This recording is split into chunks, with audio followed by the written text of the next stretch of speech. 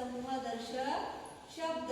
बघा काय करायचंय तुम्हाला, ह्या वहीमध्ये मी काही समूहदर्शक शब्द विचारले आहेत आणि तुम्हाला काय करायचंय ते एकमेकांना विचारायचं आहे. हा, विचारत प्रश्न असं पुढे जायचा आणि त्या शब्दासाठी योग्य कोणता समूहदर्शक शब्द आहे तो मला सांगायचं आहे. समजलं? कर सुरुवात. आंब्याच्या झाडाची राई, उंटांचा लमानांचा कांदा, उदाहरणची जून,